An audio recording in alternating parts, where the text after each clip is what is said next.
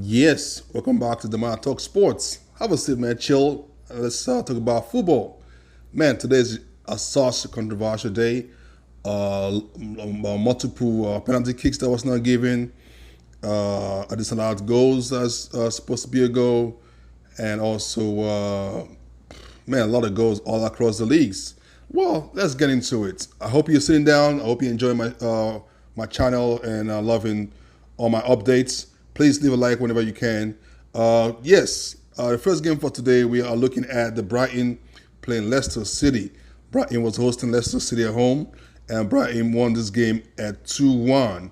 This game would have easily been a 2-2 draw if not the referee disallowing two of the Leicester City goal. Although one, you can argue the fact that there might be one of the Harvey Barnes might be blocking the keeper's view. One of the goals that was disallowed, and the other one, Harvey Barnes was also involved, but it was clear and not actually really blocking the keeper's view, but it was given off as an offside. So that ended up with Brighton winning this game.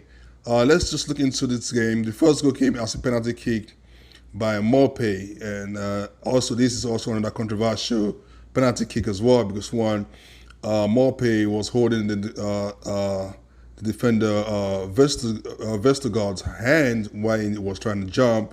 In the process of doing that, when he jumped with his hand held by Morpay, he raised the other hands up, which hit the ball from a header from the Brighton player, hit the ball in, and his hand hit which hit the player Vestergaard's hands, so which was blown as a penalty kick. This can easily be disallowed, but the referee, for some reason, and VAR did not disallow this penalty kick. Instead of blowing far, they gave a penalty kick, which was later scored by Morpay. So that's the insult upon injury on this situation. Because one, Morpay is the one that held Vestergaard's hand, and end of the day, still was the one who actually scored the penalty kick to make it a 1-0 in the first half of this game. And second half started. Danny Welbeck had scored his first goal of the season, if I'm not mistaken, which was assisted by Trossard at the 50th minute to make it a 2-0. And Jimmy Vardy came back with a 2-1 at the 61st minute, and which was assisted by Torrey Telemans. This was a beautiful game. I think 3 or 4 passes around the box to get the ball to Vardy to put the ball into the net. It was a beautiful pass, one touch each, and the ball went in. So this was quite impressive. It's just too sad that Leicester City will be feeling very disappointed today for not coming out with a point in this game, in this situation. Yeah, that's on Brighton and Leicester City. Let's move into the West Ham and Manchester United game. Man, this game was epic. West Ham, they had a plan. They came in. They almost executed plan in this particular game. It's just really sad that they couldn't do it, because they lost this game 2-1. And they started well. They did all the defense. They're trying to make sure the ball doesn't get to Cristiano Ronaldo. Whenever he does get the ball, they're on him to make sure he doesn't score a goal. The goalkeeper was amazing, trying to save most of the balls that Ronaldo kicked towards him. And yeah, it was a really impressive game, and I actually did enjoy this game. On to the 30th minutes, when they scored their first goal by Saeed Berrama, scored the first goal. This was impressive. They were they were so happy that they scored this goal. They're going to be on this case, and they showed some lights that they could win this game. But not long ago, after a few minutes, Cristiano Ronaldo scored a goal at the 35 minutes, just 5 minutes after they scored their goal, to make it a 1-1, which was heartbroken for them before going into the first half. So they had a 1-1 the first half. Second half started, and at the 89th minute, Jesse Lingard, who played for them last season on loan, came in and he hit the ball in to make it a 2-1. it was when they were playing very well, they were doing very well, and he came in second half. A few minutes later on, he came, he scored the goal. I don't know about Lingard. I think it's looking more for second half player you bring in to make a difference in the game. It was quite impressive. I'm sure he'll be quite delighted. The fact that the last game he gave a ball to a back pass that made them made the other team scored against them, I'm sure he was very disappointed in that game. To see him score today is a good lift for him and his pride and also his confidence that he could do it again. And the 90th minutes, there was a penalty kick given to West Ham in this situation. And towards the end, they had to make a change to bring Mark Noble in for the penalty kick. And according to some few football experts, they've always advised, I don't know, let me not say advice, they always say that it's better if the players been in the pitch for a little bit longer, at least a minute or two before they take the penalty kick. That's kind of not wrong. It's kind of wrong for a player who's just coming in to make the penalty kick as his first ever kick in the game, which also played against Mark Noble in this situation. Because when he came in and hit the penalty kick and he missed the goal, it was saved by David De Gea saved his ball to make it a 2-1 victory to Manchester United.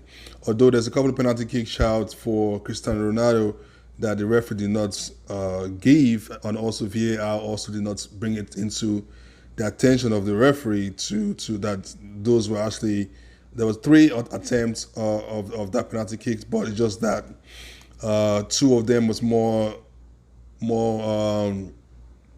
was more contact for those 2 than the other one. They should have been a great lost penalty kick for Manchester United, but sad it's not. And this is another day that we all have to look into, and the referee and the VAR team should do better in the upcoming matches in the future. So that is it on Manchester United in this situation. Let's move to the next game, which was Tottenham hosting Chelsea at home. This game, as a Chelsea fan, I was kind of worried. When I saw the lineup, seeing Kepa on goal, I was like, what's going on? I wasn't aware about the injury by Edouard Mendy. So I was surprised, like, okay, why is Kepa starting the game? But again, I trust the coach to do that. He has his decision on point in making that change. But it was good to find out that Edouard Mendy was actually injured from the last match, and Kepa came in to replace him in this game. So which is quite good. And Kepa did all right. Although there was the time he spilled the ball, the shot that was shot at him was spilled the ball. Luckily, I think I'm not sure. I think it's Rodiger was there to shield the Tottenham player not to get the ball, which was Royale, and Kepa was able to grab the ball the second time to keep the ball safe. This game also, in the beginning, I was kind of worried when I see, because I heard a few Tottenham players were injured. I was surprised to see Son back in the team. I was like, wow, okay, this is gonna be interesting. And Son, Harry Kane was there.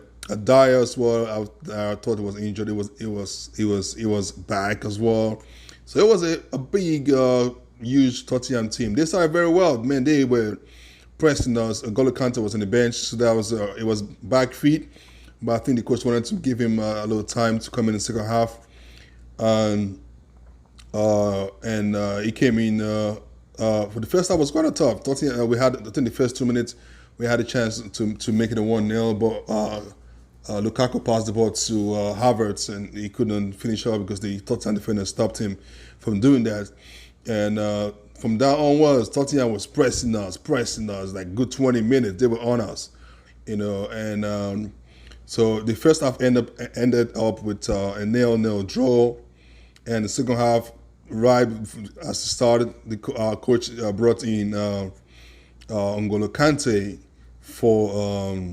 Messi Mao, which was not. It has not been.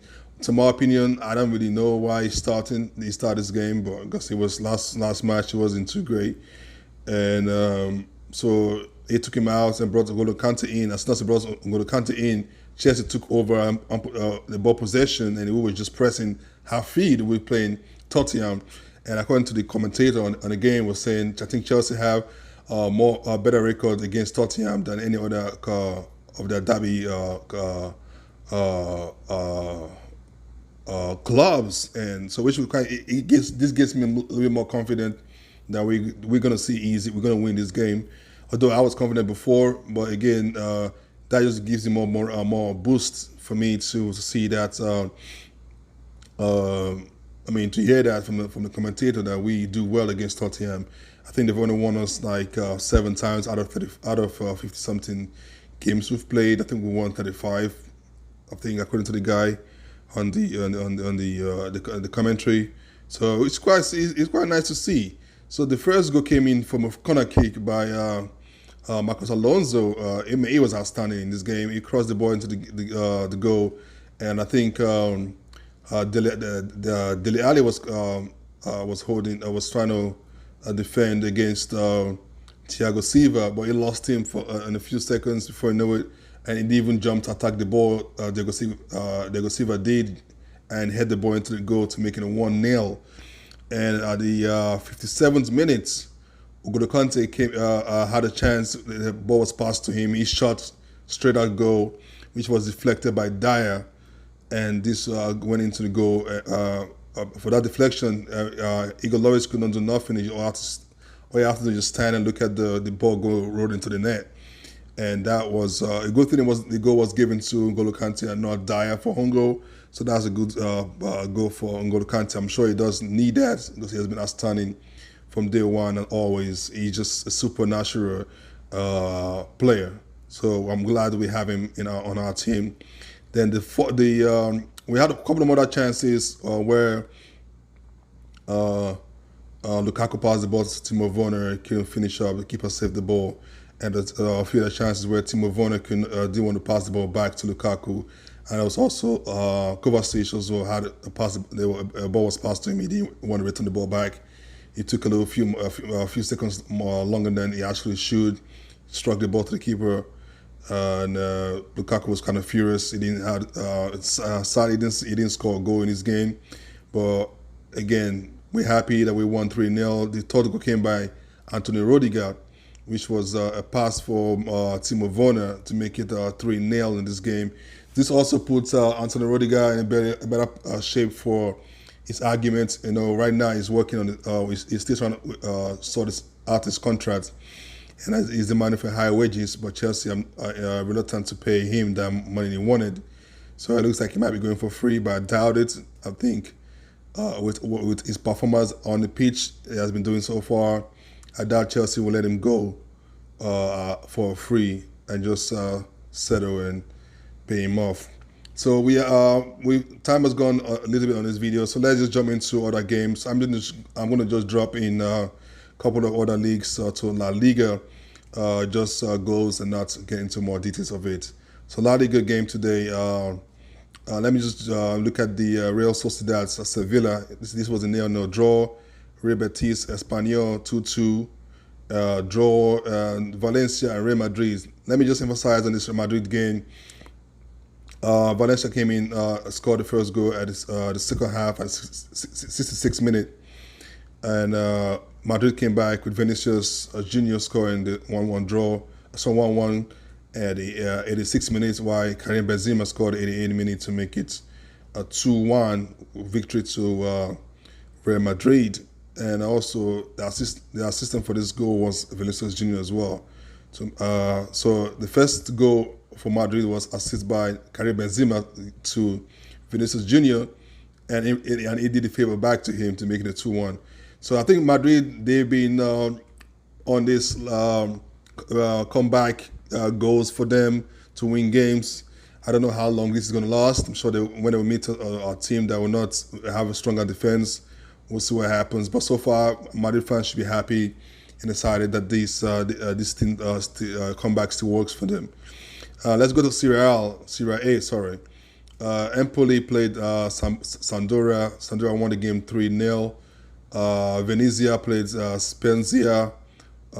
Spezia won 2-1. Lazio played Cagliari. It was 2-2 draw. Verona played Roma. Verona won 3-2. I'm sure Jose Mourinho will be very furious in this situation, in this game. That was an own goal by Ivan Illich. So that is not going to be fun for Jose today. And Juventus had a 1-1 draw with AC Milan, although Juventus scored first by Morata, and AC Milan came back by Rebic to score the 1-1 draw. Let's go to the Bundesliga. Stuttgart played Bayern Leverkusen. Bayern Leverkusen scored won the game 3-1. Borussia Dortmund won 4-2. And Wolfsburg had a 1-1 draw with Frankfurt. Let's quickly jump into Ligue 1 in France. Nice played Nice played Monaco. It was 2-2 draw. Agues played Nantes. It was 4-1 win by Nantes. Clermont Foot played Brest. It was 1-1. Reims Lorient 0-0. Troyes played Montpellier 1-1. Marseille won 2-0 against Rennes. And PSG played Lyon. PSG won this game 2-1 with a comeback from a 1-goal down at the 54th minute, second half. Neymar had a penalty kick. He scored to make it a 1-1. And at the 91st minute, Mario Cardi scored to make it a 2-1. Yeah, that's about it on the sports today on this game. Thank you very much again. I hope you enjoyed it. Please like, subscribe, and hit the bell notification button. I really definitely appreciate it. Have a good one. See you later. Peace.